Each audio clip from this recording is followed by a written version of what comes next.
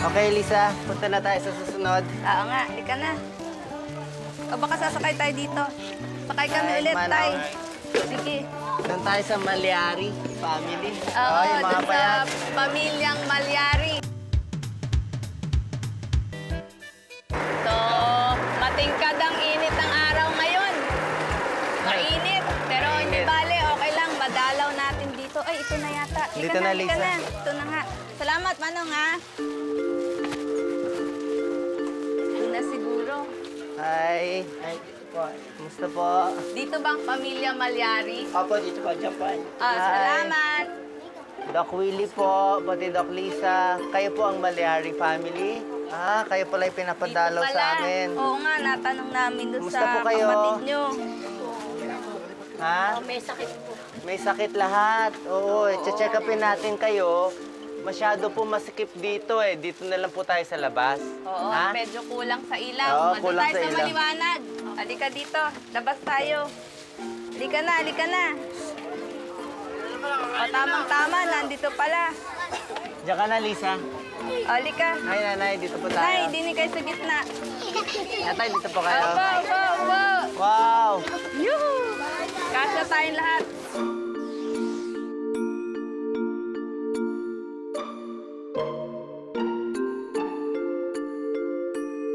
Ano ba nangyari? Kasi po sa trabaho po niya, sa pintura po siya nagtatrabaho ng araw eh.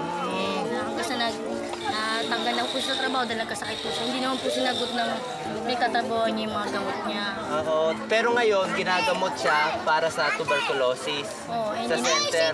Hindi naman po kami nakapunta ng center dahil kailangan po ng x-ray, saka ng mga sputum, eh wala naman po. Kailangan...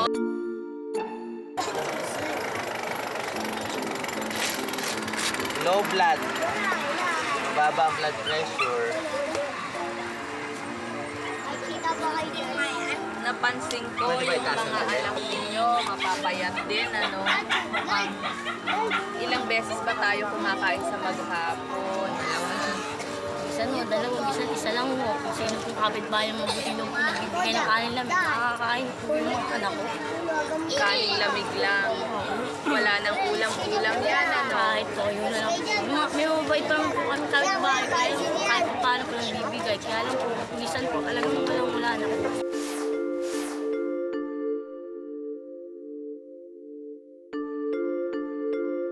Kaya pala 2 taon na si baby, hindi pa makalakad, kulang sa nutrisyon.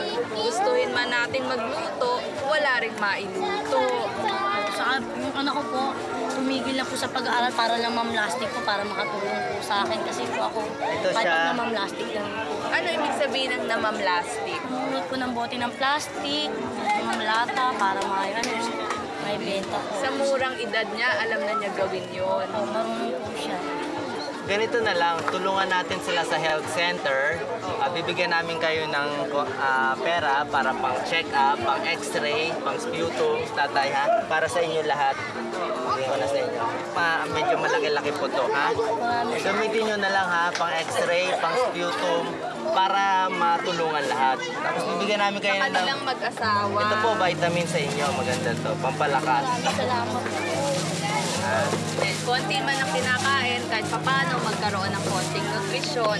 At para sa 7 ninyong anak, pangtawid gutom, konting mga biskwit, makain man lang, ano?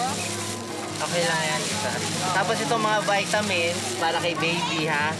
Enervon.